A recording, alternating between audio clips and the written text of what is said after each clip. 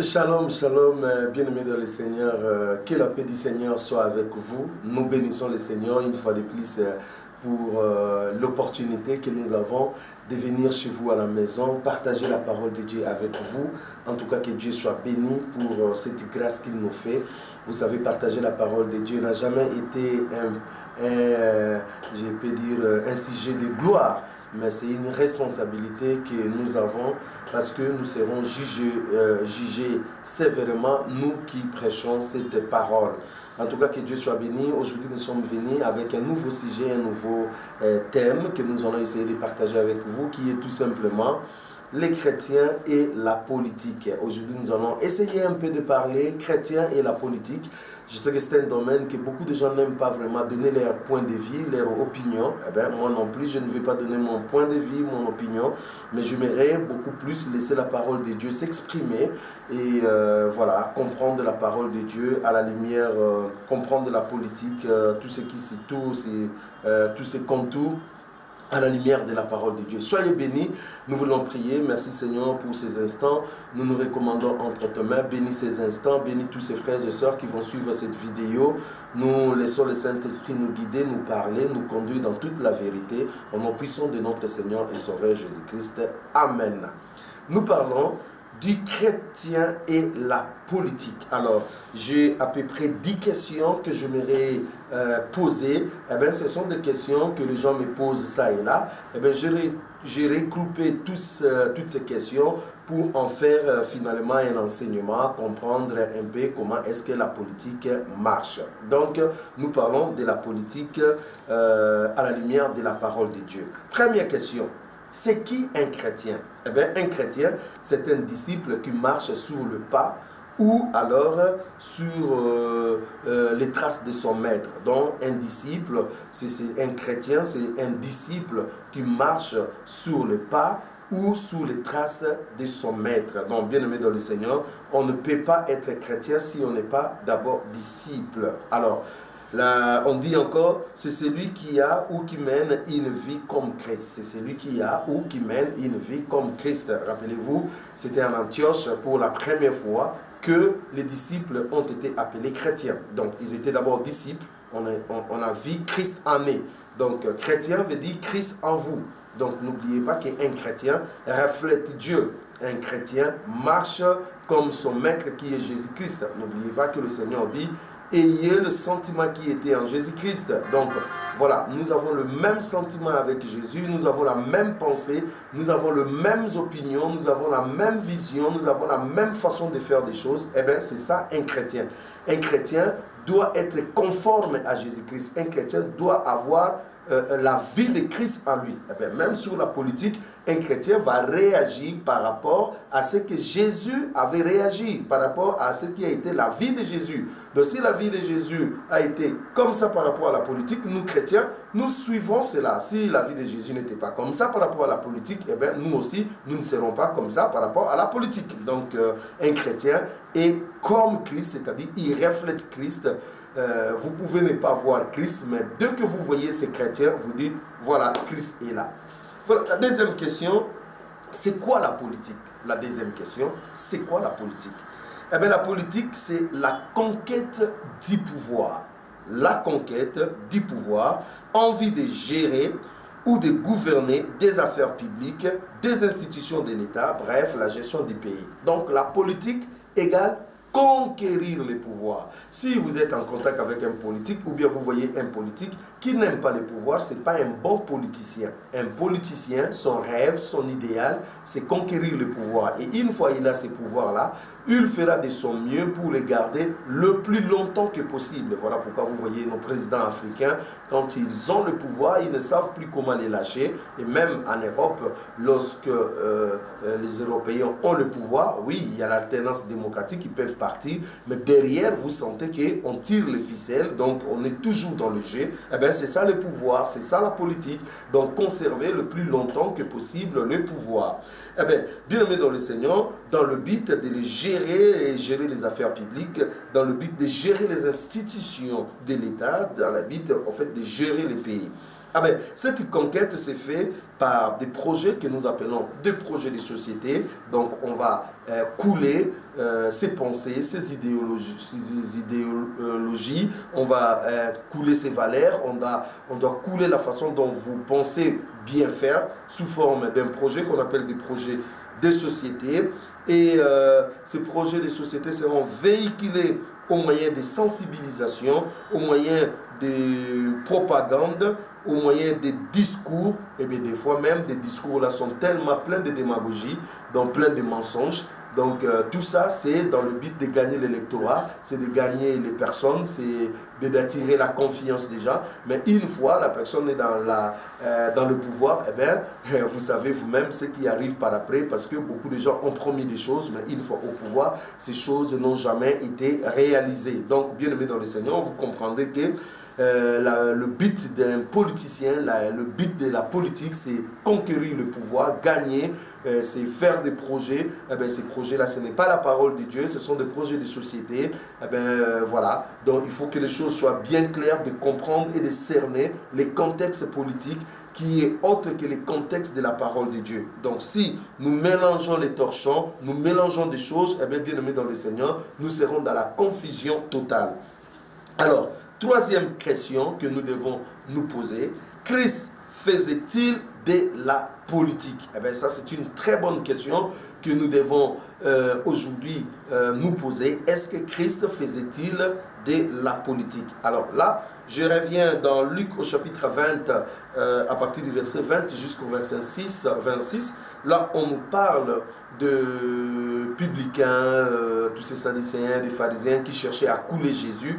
Eh bien, ils vont trouver un petit jeu. Ils ont dit, bon, on va envoyer nos gens pour les piéger. Eh bien, ils ont envoyé des gens avec des pièces de monnaie, avec cette question, bien sûr, est-ce que devons-nous payer le tribut à César? Vous savez qu'à ce temps-là, Israël était sous la domination de l'Empire romain. Donc, c'est tout à fait normal qu'Israël paye des tribus à César.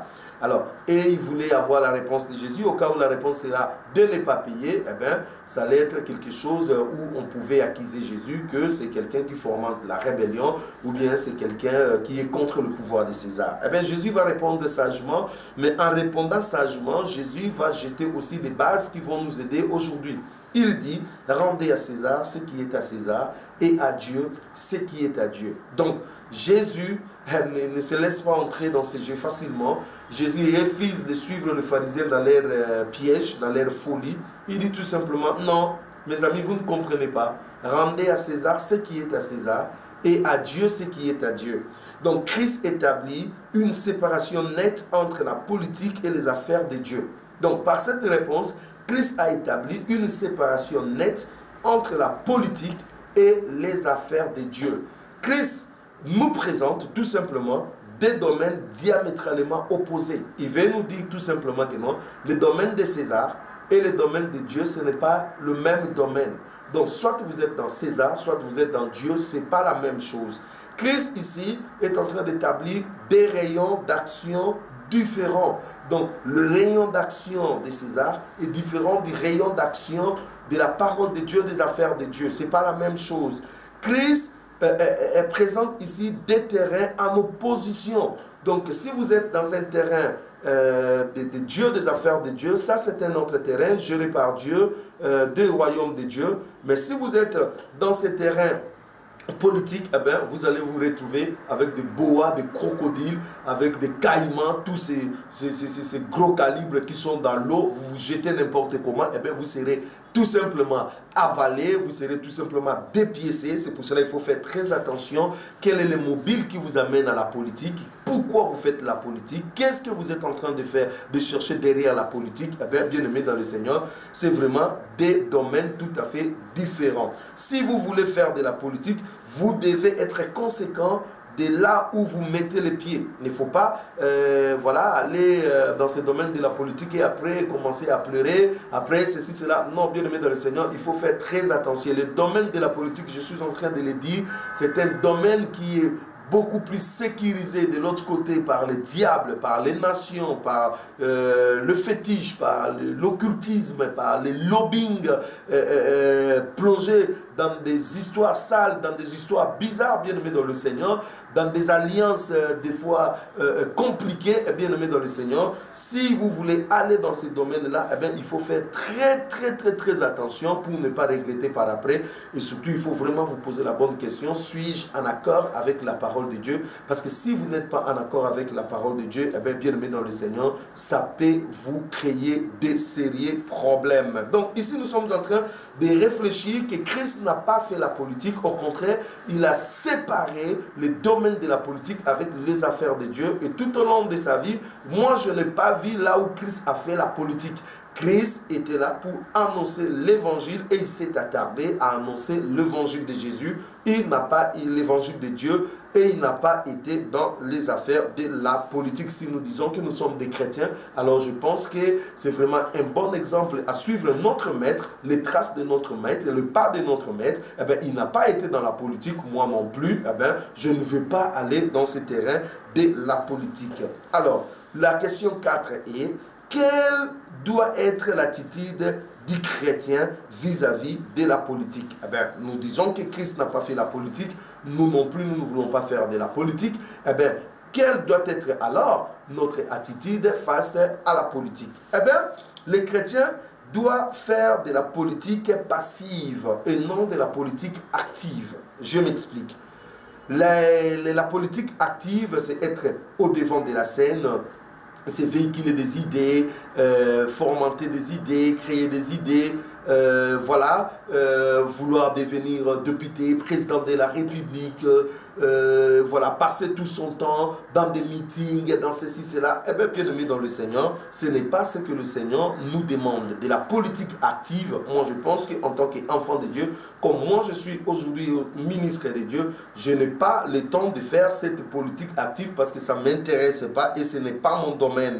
Par contre, nous pouvons faire de la politique passive. Une politique passive, c'est quoi? C'est s'informer sur les enjeux de l'ère. C'est-à-dire, je dois m'informer, je dois être au courant, avoir la connaissance de ce qui s'est fait dans mon pays, partout ailleurs, voir comment est-ce que les choses sont menées. Eh bien, bien aimé dans le Seigneur, pourquoi je dois m'informer? Parce qu'après avoir m'informé, avoir toutes ces connaissances, je dois ramener toutes ces choses dans la prière au devant du trône de Dieu. Parce que dans 1 Timothée, au chapitre 2, le verset 1 à 2, la Bible nous recommande de prier pour ceux qui sont élevés en dignité, et même la Bible nous recommande de prier pour nos pays, pour notre nation, parce que notre bonheur en dépend aussi. Donc nous avons la responsabilité de nous informer et puis de prier pour la présidence, pour la primature, le premier ministre, le ministre, le gouvernement, prier pour ceux qui dirigent dans des entreprises, des institutions du pays, et puis l'armée, ainsi de suite. Voilà là où notre responsabilité en tant qu'enfant de Dieu est de prier par rapport à cela, et c'est très important, bien aimé dans le Seigneur.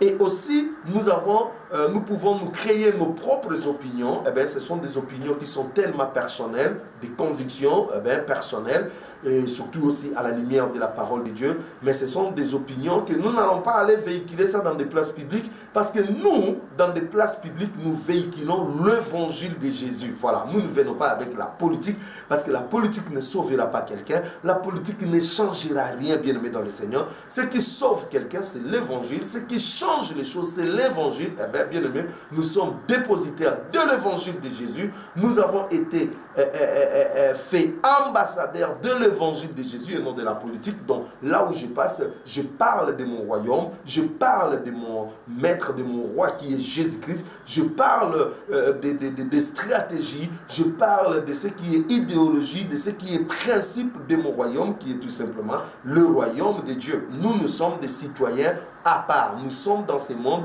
mais nous ne sommes pas de ce monde. Nous sommes au milieu des gens, mais nous ne sommes pas de ces gens. Notre cité n'est pas terrestre, notre cité est céleste. Et voilà pourquoi, bien aimé dans le Seigneur, le disciple vendait tout ce qu'ils avaient. Il venait déposer ça aux pieds des apôtres. Pourquoi? Parce qu'ils savaient que leur cité était céleste.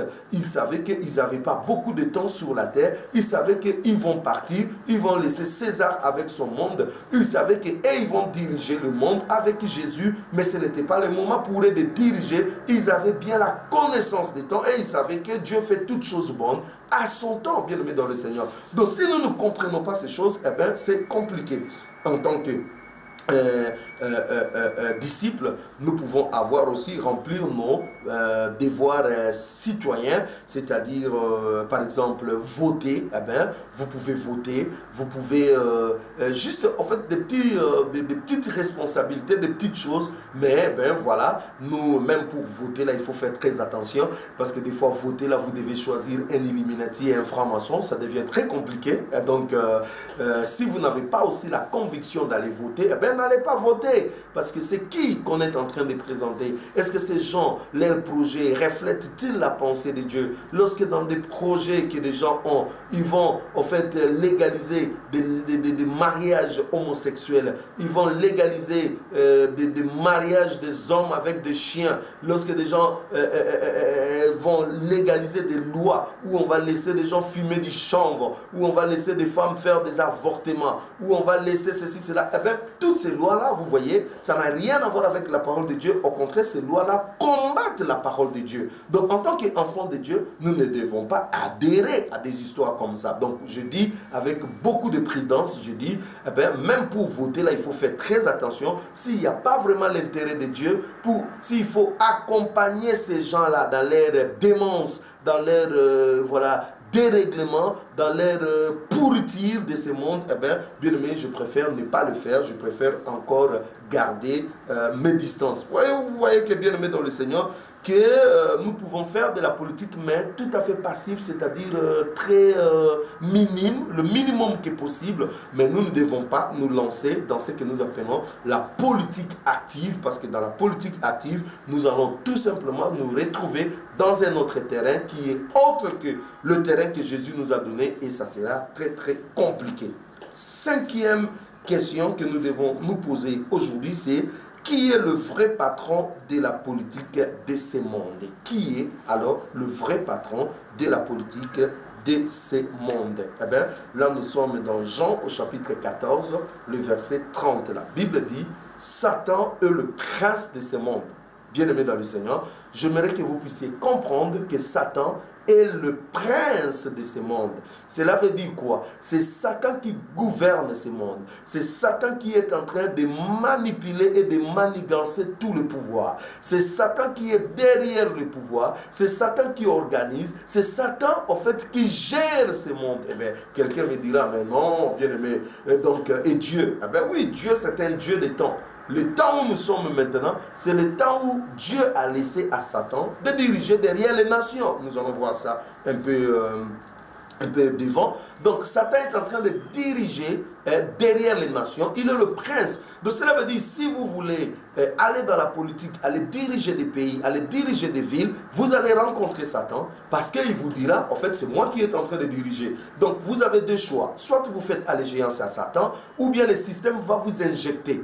Voyez, donc ce n'est que des choix. Soit vous continuez avec la politique, vous trempez vos doigts dans la corruption, dans le fétiche, dans l'occultisme, dans le lobbying satanique qui est derrière, hein, dans l'allégeance, vous faites allégeance à Satan, ou soit alors, eh bien, le système ne vous supportera pas, le système va vous injecter. Il y a beaucoup de gens qui me disent: mais frère, nous avons quand même de bonnes intentions, nous pouvons aller faire quelque chose, changer des choses, bouger les lignes. Eh bien, c'est bien. Mais laissez-moi vous dire que vous ne saurez pas bouger les lignes vous-même. Parce qu'il faut, pour que la loi passe, il faut des majorités au Parlement, au Sénat, il faut avoir un lobbying derrière. Et laissez-moi vous dire que le lobbying qui sera derrière vous, ce ne sera pas des gens forcément qui aiment le Seigneur, ce sont des gens qui sont en opposition de Dieu. Donc vous allez vous retrouver vous-même avec vos bonnes intentions et vous ne changerez rien. De toutes les façons, le monde va aller de mal en pire. Donc il y aura toujours plus de chômeurs, il y aura plus de guerres, il y aura plus de tremblements de guerre, il y aura plus de famines, il y aura plus... Parce que la prophétie biblique doit s'accomplir. Et lorsque nous voyons toutes ces choses, ce n'est pas à vous de changer cela, parce que nous voyons l'accomplissement de la parole de Dieu. Donc, bien aimé dans le Seigneur, vous devez faire très attention en ayant votre bonne volonté. Eh bien, votre bonne volonté pourra va peut-être rien faire parce que vous serez bité. Et à la fois par la prophétie biblique qui doit s'accomplir par rapport aux gens que nous sommes en train de voir, eh bien, ce n'est pas à vous de changer le mœurs, ainsi de suite, parce que la Bible nous détaille déjà le mœurs qui seront dans le dernier jour. Les gens seront ingrats, irréligieux, déloyaux, calomniateurs, ennemis des gens de bien. Les gens seront, voilà, ils feront des choses qui sont contre Dieu. Les gens seront ennemis des gens de bien. Eh bien, tout ça, nous le voyons dans nos lois, nous le voyons dans des principes qui dirigent aujourd'hui, qui gouvernent aujourd'hui le monde. Donc, vous serez soit en opposition avec la parole de Dieu, qui décrit déjà ce qui sera la fin des temps, le temps où nous sommes aujourd'hui, et vous serez dans l'opposition des gens qui sont dans le système, qui sont en train de suivre leur idéologie, et vous voulez perturber leur idéologie, ou bien vous voulez changer les choses, eh bien, ils vont justement soit vous injecter de là où vous venez, ou bien soit vous entraîner, vous séduire, à entrer dans leur jeu. Voilà, bien aimé dans le Seigneur, le danger qui se cache derrière la politique, parce que celui qui distribue les cartes n'est rien d'autre que Satan, le prince de ce monde. Dans Matthieu au chapitre 4, à partir du verset 8, la Bible dit, lors de la tentation de Jésus, la Bible dit, Satan va faire monter Jésus sur une haute montagne, c'est une montagne très élevée, il va transporter Jésus sur une montagne très élevée, et de là, il va lui montrer le royaume de ce monde et leur gloire. La Bible souligne bien, le royaume de ce monde et leur gloire. Il montre à Jésus, et il dit à Jésus, si tu te prosternes devant moi et tu m'adores, je te donnerai tout ça. Donc, regardez, c'est Satan qui détient, en fait, le royaume, qui détient le pouvoir, qui détient la gloire des nations, et il donne à qui il se prosterne devant lui, il lui donne à qui il lui fait allégeance, il lui donne à qui il lui adore. Donc, bien aimé, beaucoup de gens ont fait allégeance à Satan, beaucoup de gens se sont prosternés devant Satan, beaucoup de gens ont adoré Satan en récompense. Satan leur donne le pouvoir, la gloire, le positionnement, tout ça, et bien Satan leur donne. Donc quand vous voulez aller dans la politique n'importe comment et que vous n'avez pas connaissance que Satan est derrière, et bien aimé dans le Seigneur, vous allez vous retrouver un bon jour entre les mains de Satan. Comment? Et bien c'est déjà trop tard, vous êtes allé dans quelque chose que vous n'avez pas réfléchi. Donc, bien aimé dans le Seigneur, Satan donne des cartes, donne de gloire. Eh bien, bien aimé dans le Seigneur, c'est que Jésus a refusé hier. Beaucoup de pasteurs, malheureusement aujourd'hui, ils sont tombés dans la tentation. Jésus a dit non à Satan, mais beaucoup de pasteurs ont dit oui à Satan. Beaucoup des hommes de Dieu ont dit oui à Satan. Beaucoup des enfants de Dieu ont dit oui à Satan. Et les voilà, ils sont embarqués en train aujourd'hui de travailler avec le diable. Ils ont tout simplement fait allégeance à Satan. Et bien, bien aimé dans le Seigneur, c'est tout simplement malheureux. Jésus a refusé la séduction que Satan voulait lui faire parce qu'il y a un royaume beaucoup plus que ça, mieux que ça. Il y a un royaume qui nous attend. Ce n'est que question de temps parce que Dieu fait toutes choses bonnes à son temps. Bien aimé dans le Seigneur, le diable contrôle et manipule le pouvoir et la politique de ce monde parce que nous sommes encore au temps des nations. Donc, vous allez comprendre que le temps des nations, c'est le temps où Dieu a laissé les nations diriger. Et derrière les nations, c'est Satan. Donc, quand vous voyez comment les empires universels se succèdent, en commençant par l'Égypte, la Syrie, l'empire babylonien, l'empire médo-perse, l'empire grec et l'empire romain, et aujourd'hui Rome rénovée qui est l'Union européenne, quand vous voyez toutes ces choses, c'est le diable qui est en train de régner derrière les nations. Eh bien, Dieu a laissé les nations continuer à travailler jusqu'à ce qu'ils vont atteindre le paroxysme de leur folie, de leur gouvernance impure, qui est tout simplement pendant la 70e semaine de Daniel, c'est-à-dire 7 ans qui suivra l'enlèvement. Donc, bien aimé dans le Seigneur, en ce moment, le diable va se déchaîner encore. Eh bien, bien aimé dans le Seigneur, tout ce que nous sommes en train de voir aujourd'hui au niveau des nations, au niveau du peuple, n'est que des préparatifs où on est en train de se préparer à avoir un gouvernement unique, une religion unique, un leader qui va diriger le monde unique, où voilà, tout sera unique. Voilà pourquoi ce système de contrôle, ce système diabolique, ce système babylonien est en train aujourd'hui de se mettre en place. Donc, bien aimé dans le Seigneur, Tous les pays de ce monde, tous les pays, je dis sans exception, aujourd'hui travaillent avec le diable pour l'apparition en fait, de l'homme impie, pour l'apparition de ce gouvernement unique, de cette armée unique, de cette religion unique. Eh bien, si vous vous jetez n'importe comment dans ces projets, dans des politiques, eh bien, bien aimé, vous allez participer indirectement à cette gouvernance unique, à cette, en fait, à travailler pour l'arrivée de l'homme impie, parce que le temps où nous sommes, c'est le temps où les nations doivent diriger. Et ce n'est pas notre temps actuellement, parce que ça ne nous concerne pas. Eh bien, nous sommes des passagers. Nous devons attendre le millénium où nous allons régner avec Jésus à la fin de la guerre d'Armageddon, parce que quand les nations avec Satan vont atteindre leur folie, au sommet de leur folie, eh bien, le Seigneur descendra dans Apocalypse chapitre 19 et il confondra les nations, et à ce moment-là, Satan sera mis en prison et le royaume de ce monde seront donnés à Jésus, et nous régnerons en ce moment avec Jésus pendant 1000 ans, et après nous régnerons avec Jésus toute l'éternité. Bien aimé, voilà. Donc si vous ne savez pas où placer les choses, vous allez commencer à envier la gloire éphémère de ce monde, et la gloire éphémère de ce monde, bien aimé, passera un jour. 6e question. Comment devient-elle une église en contact avec la politique? Eh bien, lorsque une église travaille avec la politique, une église est sous la coupe de la politique, comment va devenir cette église? Eh bien, vous avez dans Apocalypse au chapitre 17, le verset 2, la Bible nous parle de la prostituée. La prostituée. La prostituée, c'est qui? Eh bien, c'est l'église apostate. C'est l'église qui ouvre ses portes à la politique. C'est l'église qui ouvre ses portes au pouvoir de ce monde. Eh bien, cette église n'est rien d'autre qu'une église apostate que nous appelons une prostituée, c'est-à-dire une église qui fait de la fornication.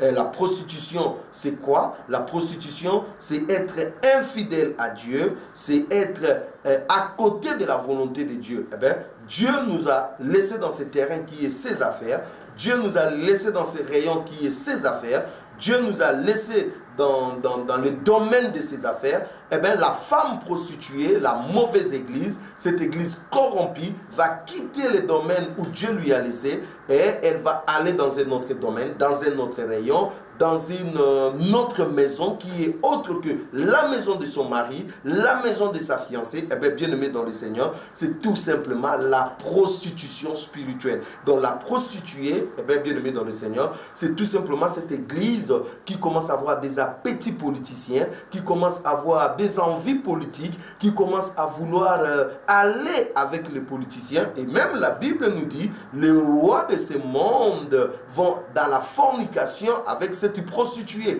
Cela veut dire que cette église est tellement en proximité avec le roi. Quand on parle le roi, on voit les gens qui dirigent la politique de ce monde, on voit les dirigeants de ce monde. Eh bien, cette église est séduite, cette église commence à envier le monde, cette église commence à vouloir marcher avec des rois de ce monde. Eh bien, quand les rois de ce monde vont entrer en contact avec cette église, eh bien, ça sera tout simplement de la corruption. Cette église devient tout simplement une église apostate. Voilà pourquoi, bien aimé, beaucoup des hommes de Dieu, beaucoup des églises ont maintenant des proximités avec des pouvoirs en place, avec des politiciens, avec des familles riches, avec des familles présidentielles. Je ne suis pas contre être en contact avec des familles riches ou des familles présidentielles. Si le Seigneur nous ouvre des portes d'être en contact avec des politiciens, leurs familles, des familles présidentielles, ainsi de suite, eh bien, c'est juste dans le but de leur apporter la parole de Dieu. Point, c'est tout.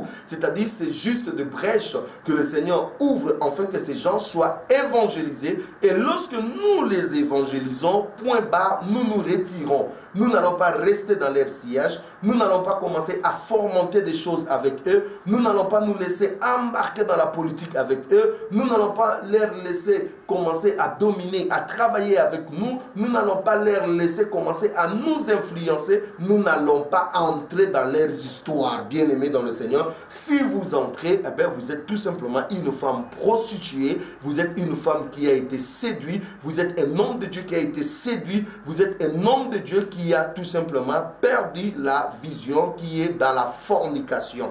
Et la Bible dit, les habitants de la terre se sont enivrés de son vin. Eh bien, le vin, c'est quoi? C'est la doctrine. Le vin, c'est son idéologie. Le vin, c'est sa pensée. Donc, bien aimé dans le Seigneur, le vin de l'impudicité, c'est la fausse doctrine, hein, le parole de la corruption. Eh bien, c'est tout ce que les politiques déversent dans cette femme prostitution, eh bien, qui devient tout simplement quelque chose d'abominable pour le peuple. Vous voyez comment aujourd'hui les gens qui ont été en contact avec le politicien, aujourd'hui sont dans la prostitution spirituelle, et quand ça parle, vous sentez la corruption, eh bien, ils ne sont plus corrects avec eux-mêmes. Vous sentez que les sens des versets bibliques sont tordus, eh bien, on tord le verset biblique. Vous sentez que de la manipulation, on commence tout simplement à manipuler les gens, on commence tout simplement à véhiculer des choses qui ne tiennent pas, on commence tout simplement à dire des choses qui ne sont pas vraies. Eh bien, je suis désolé pour des gens qui sont tombés déjà sous la coupe des politiciens, qui sont devenus des apostates, qui sont devenus une femme prostituée, eh bien, qui sont en train de s'agenouiller devant des politiques, devant des grands de ce monde. Eh bien, bien aimé dans le Seigneur, c'est tout simplement la corruption totale. Eh bien, quand la corruption entre, bien aimé, on devient comme Balaam, comme on nous dit dans Jude au chapitre 11, la voie de Balaam. La voie de Balaam, c'est quoi? C'est chercher des honneurs. La voie de Balaam, c'est chercher la gloire.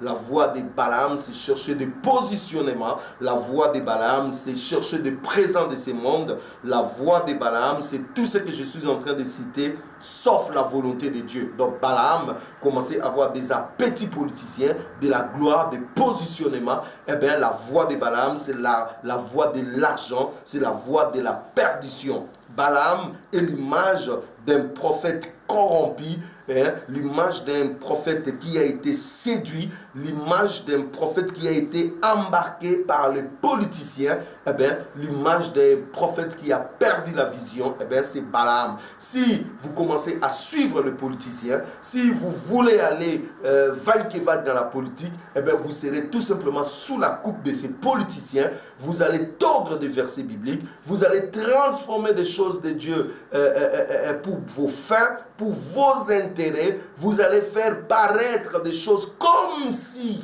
Dieu est là, mais à la base, il n'y a rien de Dieu, il n'y a rien de Dieu. Eh bien, le peuple de Dieu sera tout simplement sacrifié, le peuple de Dieu sera tout simplement conduit dans l'égarement. Ah oui, Balaam égale l'égarement. Son égarement est si fort au point où il ne sait plus ni voir ni écouter Dieu. Eh bien, lorsque on est en contact avec le politicien, lorsque on est corrompu, lorsque on est dans l'apostasie, lorsqu'on a abandonné Dieu, eh bien, lorsqu'on se laisse maintenant conduire par la chair, eh bien, bien aimé dans le Seigneur, on devient insensible, on devient incapable de voir Dieu, on devient incapable d'écouter Dieu, même si on sonnait la sonnette d'alarme à votre côté, on dit faites attention, vous êtes dans la perdition, vous êtes dans une mauvaise voie, vous êtes dans une direction qui va vous conduire en enfer, qui est en train de détourner le peuple, bien aimé dans le Seigneur,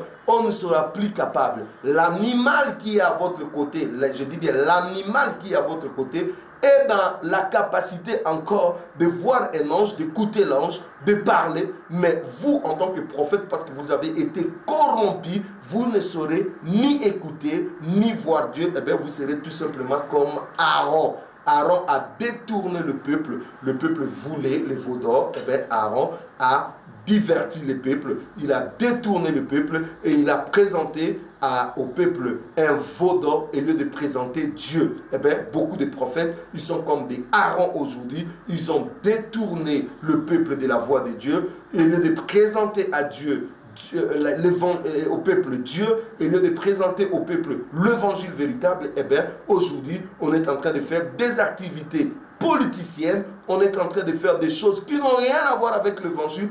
Au fond de nous, nous savons que ça n'a rien à voir avec l'évangile, mais on cherche à les habiller. Eh bien, bien aimé, c'est tout simplement malheureux. Je regrette que beaucoup de prophètes qui sont dans leur démence aujourd'hui, tout autour d'eux, il n'y a pas des ânesses, il n'y a pas un animal, ne fût-ce que qui peut dire, hé prophète, regarde un peu devant toi. Tu ne vois pas qu'il y a un ange avec le paix? Est-ce que tu ne vois pas que tu vas dans une mauvaise direction? Est-ce que tu ne vois pas? Eh bien, malheureusement, ceux qui sont tout autour, eh bien, s'embarquent comme des moutons qu'on amène à la boucherie, comme des moutons, eh bien, ils s'embarquent, allons-y, allons-y. Bien aimé, c'est tellement regrettable aujourd'hui. Des gens n'ont plus de repères. Aujourd'hui, des gens sont tout simplement dans la corruption. Aujourd'hui, le monde a gagné. Les gens sont en train de satisfaire leur ego. Les gens sont complexés et leur complexe se manifeste aujourd'hui devant les gens. Eh bien, les gens abandonnent tout simplement la voie de Dieu pour s'attaquer, bien aimé dans le Seigneur, à des futilités inutiles.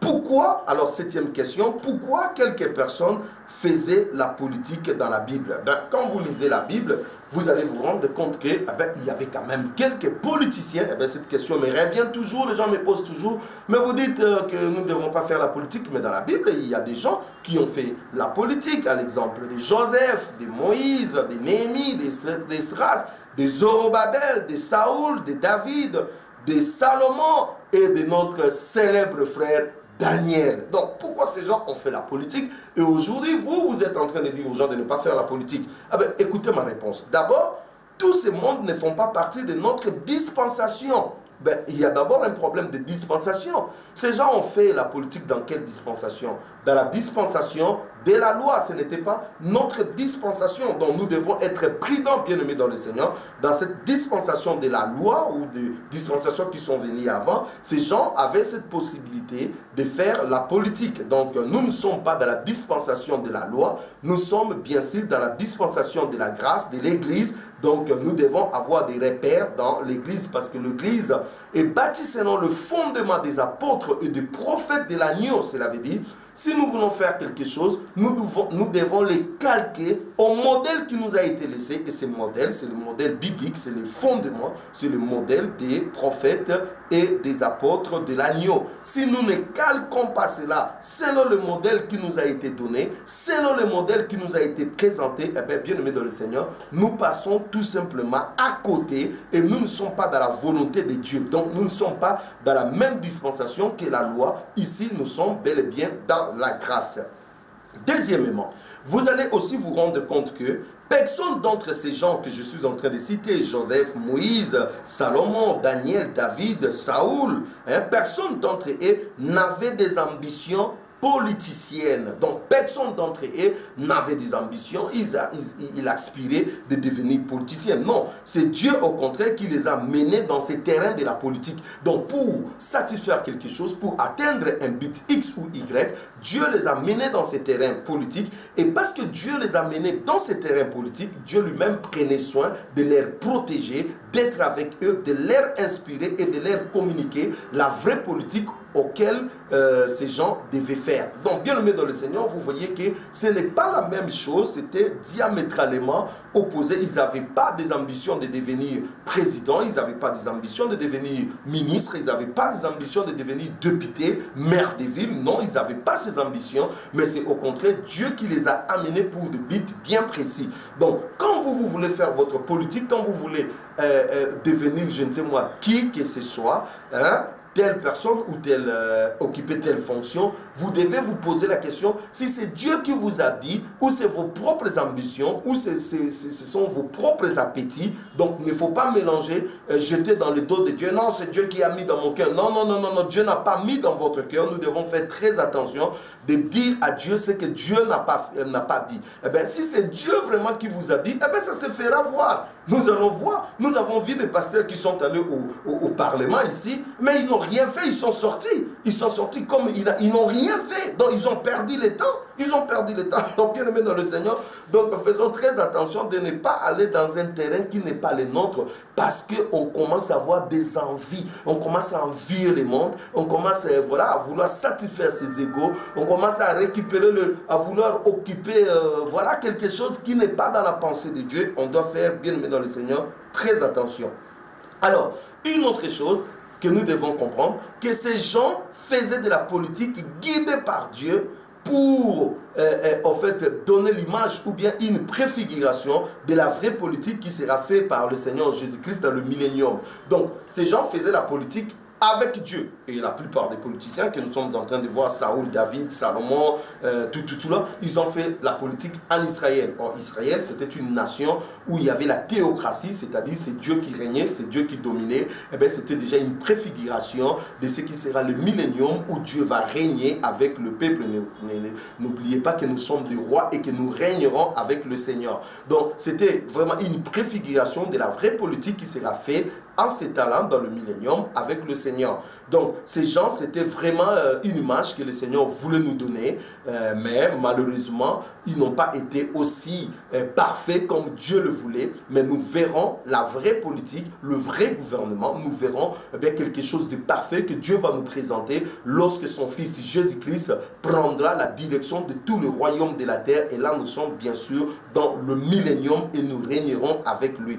Eh bien, bien aimé, beaucoup de gens sont pressés, ils veulent aller dans la politique, ils veulent commencer à régner, alors que ce n'est pas encore le temps où l'Église va régner. L'Église va régner dans le millénium. Nous aurons toute la possibilité de diriger les nations, de diriger les villes, de diriger tout, mais pour le moment, bien aimé dans le Seigneur, eh bien, ce n'est pas encore le moment pour plusieurs d'entre nous. Eh bien, si vraiment quelqu'un veut aller dans la politique, ça doit être des cas rares où le Seigneur vraiment envoie quelqu'un pour un but précis. Mais sinon, ce n'est pas notre champ d'action, ce n'est pas notre domaine d'action. Si nous en avons vaille-que-vaille, bien aimé dans le Seigneur, nous serons bités à des choses bizarres. Maintenant, 8e question. Pouvons-nous participer dans des activités politiques? Pouvons-nous participer ou organiser des activités politiques? Eh bien, pour être concret, est-ce que nous pouvons participer ou organiser des meetings? Est-ce que nous pouvons participer ou organiser des marches? Est-ce que nous pouvons participer ou organiser des soulèvements populaires? Est-ce que nous pouvons participer ou organiser des rébellions pour renverser le pouvoir? Est-ce que nous pouvons, en fait, postuler pour devenir, bien aimé dans le Seigneur, des candidats, ainsi de suite? Eh bien, c'est ça la grande question. Eh bien, est-ce que nous pouvons faire des meetings politiques? Eh bien aimé dans le Seigneur, moi, je n'organiserai jamais de meetings politiques et je ne pars pas dans ces meetings populaires, dans ces meetings. Je me dis, c'est pour véhiculer quoi? C'est pour véhiculer quoi? Je suis mandaté de véhiculer l'évangile véritable de Jésus. Je suis mandaté de défendre l'évangile véritable de Jésus. Nous organisons des rassemblements où Jésus est proclamé, où la parole de Dieu est proclamée, où la vision céleste est proclamée, où des choses de Dieu sont proclamées. Autre que cela, je ne pars pas parce que ça ne m'intéresse pas, ce n'est pas mon terrain, ce n'est pas ce que le Seigneur attend de moi. Devons-nous organiser des marches entre guillemets? Eh bien, je ne vois pas dans la Bible, là où le Seigneur nous envoie à organiser des marches. Il y a quelques années en arrière, nous avons dénoncé la marche pour Jésus. La marche pour Jésus, c'était la marche où des frères et sœurs avaient marché pour proclamer Jésus, pour proclamer Jésus, annoncer Jésus, ainsi de suite. Nous avons dénoncé ces marches, nous avons dit que ce n'était pas dans la pensée de Dieu. Et je continue à dire aujourd'hui que la marche pour Jésus, ce n'est pas dans la pensée de Dieu, parce que Dieu ne nous envoie pas aller marcher pour lui, aller avec des fanfares, nous sommes en train de marcher pour Jésus. Ce n'est pas la pensée de Dieu. Dieu nous envoie à prêcher la parole, à évangéliser, point, c'est tout. Ce n'est pas un jour comme ça nous allons marcher, ce n'est pas la volonté de Dieu. Eh bien, ces gens au moins marchaient pour Jésus. Mais aujourd'hui, des gens marchent pour soutenir des victimes de guerre, pour soutenir des pauvres, pour soutenir des pauvres, pour soutenir des chômeurs, pour soutenir des gens qui sont violés. Eh bien, des enfants de Dieu, l'Église du Seigneur, à quitter l'église, à abandonner l'église. L'église du Seigneur va aller dans la rue pour faire quoi? Pour soutenir des victimes, pour soutenir des violés, pour soutenir des pauvres, pour soutenir des chômeurs, pour soutenir, je ne sais pas moi, un jour pour soutenir tel président, ou pour soutenir telle constitution ou telle constitution. C'est de la confusion, bien-aimés dans le Seigneur. Le Seigneur ne nous a pas envoyés à cela. Si du moins nous avons refusé une marche où on pouvait soutenir Jésus, où on pouvait aller pour Jésus, à combien plus forte raison nous allons aller soutenir les victimes de guerre, bien-aimés dans le Seigneur? Laissez-moi vous dire une chose. Les apôtres ont vécu le temps où Rome était dans toute sa gloire. Vous savez, Rome, ce n'était pas n'importe quel empire. C'était cet empire de fer, décrit dans la Bible comme le fer. Et Daniel lui décrit comme un animal terrible qui passait, qui ravageait tout dans son passage. Donc au temps de Rome, il y avait des femmes qui étaient violées, il y avait des victimes, parce que Rome tuait, ravageait, bien-aimé dans le Seigneur. Rome faisait des désolations. Mais nous n'avons pas vu là où Pierre est en train de dire que nous allons marcher pour soutenir ça. Non, nous n'avons pas vu ça. Nous n'avons pas vu là où Jean, le dernier des apôtres, a dit non, bien-aimé dans le Seigneur, nous allons marcher pour soutenir le temple qui a été détruit à Jérusalem. Nous n'avons pas vu ça. Nous n'avons pas vu là où Paul dit que non, oui, à cause des pauvres, nous allons marcher. Nous n'avons pas vu de telles choses. C'est-à-dire, les disciples ne se sont pas attardés à cela. Je vous dis, bien-aimés dans le Seigneur, dans les derniers jours, il y aura des guerres et des bruits de guerre. C'est-à-dire, il y aura toujours des victimes. Il y aura toujours des gens qui vont mourir. Il y aura toujours des femmes qui seront violées. Il y aura toujours ça. Nous n'allons pas nous attarder à ça. Nous sommes mandatés à prêcher l'évangile. Et laissez-moi vous dire, par exemple, à l'est de la RDC, la guerre que nous avons, c'est un mouvement qu'on appelle M23 qui est l'un des mouvements qui a semé le chaos. Et laissez-moi vous dire que ce mouvement M23 est dirigé par un pasteur. Voyez la confusion que nous avons aujourd'hui. Un pasteur est allé à la rébellion pour au fait faire le mouvement M23. Aujourd'hui, nous avons des morts, nous avons des femmes violées, nous avons au fait des désolations terribles. Qui provoque ça? Un pasteur qui est allé dans cette rébellion. Et encore, nous avons des pasteurs, au lieu de nous conduire dans l'évangélisation, de nous conduire dans la voie du Seigneur, on nous conduit encore dans une autre confusion qui est non, nous allons soutenir les victimes, nous allons marcher. Est-ce que Dieu nous a mandaté pour aller marcher? Est-ce que Dieu nous a mandaté pour aller faire de telles choses? Moi, je pense que c'est de la démence des prophètes. Eh bien, le prophète a atteint un niveau de démence. Eh bien, s'il n'y a pas des ânesses à côté, s'il n'y a pas des gens à côté qui vont le dire, vous allez tout droit au mur, eh bien, c'est tout simplement l'égarement total. Eh bien, je vais demander vraiment aux gens de revoir leurs vidéos. Eh bien, peut-être leurs anciennes vidéos peuvent être des ânesses qui vont leur dire, attention, il y a un ange qui tient l'épée devant. Comme on ne sait plus écouter les gens, comme on est tellement figé, on est tellement focus dans cette corruption, dans cette corruption, dans cet égarement total, on ne sait plus écouter les gens, on fait des choses, on tord les évangiles, on tord la parole de Dieu, des versets sont manipulés. Eh bien, bien aimé, c'est tout simplement la perdition et c'est la honte. Regardez vos vidéos, ça peut vous servir comme des ânesses pour arrêter la folie. Donc, bien aimé dans le Seigneur, il y a les apôtres qui sont pour nous comme des modèles. Ils n'étaient pas dans ces choses. Eh bien, moi, je n'ai pas vu Pierre qui dit, eh bien, c'est Rome qui est en train de nous diriger, comme Rome est en train de nous maltraiter. Eh bien, maintenant, nous allons fomenter une rébellion pour renverser César. Je n'ai pas vu ça. Je n'ai pas vu Jacques qui dit que non, bon, nous allons faire un soulèvement populaire, comme nous avons maintenant beaucoup de gens. Nous allons faire un soulèvement populaire. Eh bien, je n'ai pas vu ça dans la Bible. Je n'ai pas vu là où André dit que non, je vais devenir député, diriger mon pays. Non, je n'ai pas vu ça dans la Bible. Donc, bien aimé dans le Seigneur, nous devons faire très attention, sinon nous allons passer tout simplement à côté. 9e question. Que doit faire l'homme de Dieu face à la politique? Qu'est-ce que l'homme de Dieu doit vraiment faire face à la politique? Eh bien, nous avons Romains chapitre 12, le verset 7. La Bible dit que celui qui est appelé au ministère s'attache à son ministère. Oh, j'aime ça.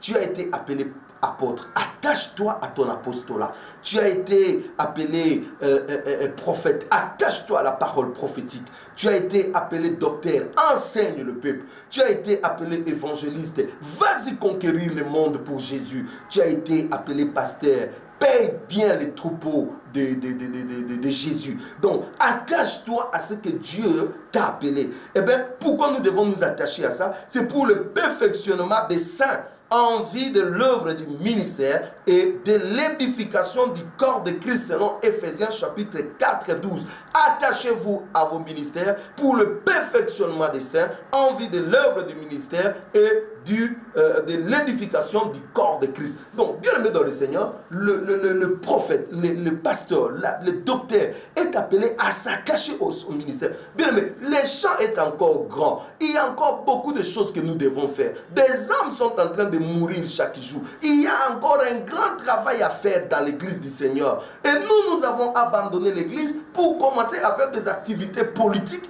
pour entrer dans la politique, pour perdre le temps dans la politique, pour s'occuper de choses qui n'est pas les nôtres. Un jour, écoutez, un jour, Jésus, une femme est venue avec un parfum et elle a brisé le parfum. Elle a commencé à adorer le Seigneur avec son parfum. Et il y avait quelqu'un qui s'appelle Judas qui était à côté. Et Judas dit à Jésus, eh bien non, il murmure. Il dit non, on pouvait vendre ce parfum pour donner aux pauvres. Jésus lui répond, il dit, il y aura toujours des pauvres avec vous. C'est-à-dire, il y aura toujours des pauvres. Il y aura toujours des chômeurs. Il y aura toujours des femmes violées. Il y aura toujours des guerres. Il y aura toujours cela, bien-aimé. Le Seigneur ne nous appelle pas à cela. Le Seigneur nous appelle à l'évangile. Prêchons Jésus. Libérons le peuple de Dieu bien-aimé dans le Seigneur. Libérons le peuple par l'évangile. Arrêtons la politique. La politique, c'est la corruption. La politique, c'est la prostitution. C'est la prostituée. La politique ne nous amènera rien dans l'église.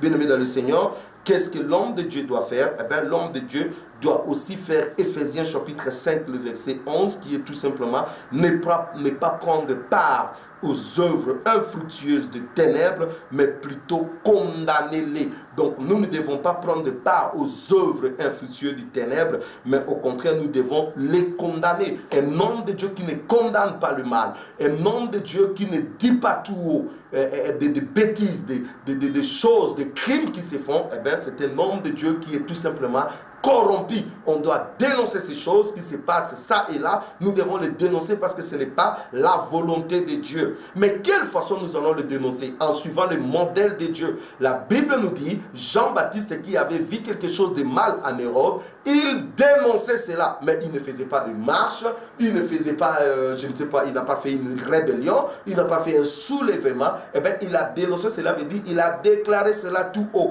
Eh bien, si vous avez quelque chose à dénoncer, déclarez cela tout haut. Vous pouvez le déclarer à la télé, vous pouvez le déclarer à l'église, vous pouvez le déclarer. Ça, c'est votre, c'est quelque chose que vous ne pouvez pas vous retenir. Un prophète doit dire tout haut ce qu'il pense tout bas. Voilà. Mais nous ne sommes pas là pour faire des activités politiques parce que nous voulons dénoncer quelque chose. Non, nous dénonçons par la parole, point, c'est tout. Nous n'allons pas faire des choses comme le monde fait, comme le politicien fait, parce que nous sommes en train de dénoncer les œuvres des ténèbres. Ça, c'est à côté. Ça, c'est passé à côté. Ça ne tient pas.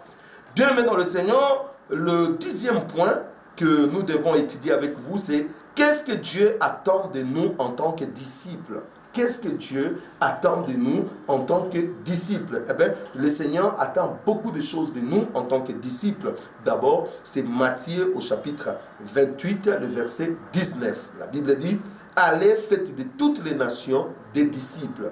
Baptisez-les, enseignez-les et guérissez, ainsi de suite. » Donc, ce que le Seigneur attend de nous est que nous puissions aller et de faire de toutes les nations des disciples. Regardez encore le nombre de témoins de Jéhovah que nous avons. Regardez encore le nombre de gens de Mormons, les gens de Branham. Regardons encore les gens de Kimbangu, les Kimbandistes. Regardons encore les gens de Dibundu dia Congo. Regardons encore les gens des églises des Noirs. Regardons encore ceux qui sont dans des yoga. ceux qui sont dans le New Age. Regardons ceux qui sont dans l'incancar, dans la maïkari, dans la rose-croix, dans toutes ces sciences-là que vous connaissez. Regardez encore ceux qui sont dans l'islam, ceux qui sont dans le bouddhisme, ceux qui sont dans l'hindou, dans toutes ces choses-là. Bien aimé, il y a encore un grand travail à faire. Donc, faisons ce que le Seigneur nous demande. Allez, prêchons la parole de Dieu. Regardons encore ceux qui sont encore sous le coup du catholicisme. Regardons encore ce peuple qui est dans la captivité. Le Seigneur a dit, allez libérer mon peuple. Nous n'allons pas libérer mon peuple, le peuple de Dieu, par la politique. Non, bien aimé dans le Seigneur. Le peuple de Dieu ne peut être libéré que par la parole de Dieu, par l'évangile, par la croix de Jésus. Ce n'est pas par des discours politiciens. Ce n'est pas en ayant une fausse pitié. Un pitié là, voilà, les victimes, les victimes. Ce n'est pas ce que Dieu attend de nous. Dieu attend de nous l'évangile véritable et nous devons prêcher l'évangile véritable. Bien-aimé dans le Seigneur, comme Jésus a dit ce jour-là, l'Esprit du Seigneur est sur moi parce qu'il m'a oint pour annoncer la bonne nouvelle. L'onction de Dieu est sur nous pour annoncer la bonne nouvelle. L'onction de Dieu est sur nous pour libérer le peuple. L'onction de Dieu est sur nous, non pour faire des marches, non pour faire des rébellions, non pour faire des soulèvements, non pour faire je ne sais pas moi quoi, mais pour libérer. Ceux qui vont libérer le peuple, Dieu sera avec eux. Mais ceux qui vont utiliser l'onction de Dieu pour d'autres fins, le Seigneur va les confondre parce qu'ils seront livrés dans leur confusion devant tout le monde. Bien-aimé dans le Seigneur, libérons le peuple. Je demande à ceux qui ont perdu le premier amour qu'ils avaient pour Dieu de retourner dans le premier amour qui est Jésus, la parole véritable, l'évangile véritable, de sortir des appétits politiques, de sortir des appétits de positionnement, de l'argent, de la gloire éphémère de ce monde, parce que ce monde passe avec sa gloire. Ce monde passe avec sa gloire. On a présenté à Jésus la gloire de ce royaume, les royaumes de ce monde dans leur splendeur. Jésus a dit non. Il a dit, je m'occuperai des choses de mon Père. Oui, bien-aimé dans le Seigneur, occupons-nous des choses du royaume. Et le Seigneur nous bénira. Si vous êtes un frère, vous êtes tout le temps dans des politiques. Non! Retourne à l'évangile, frère.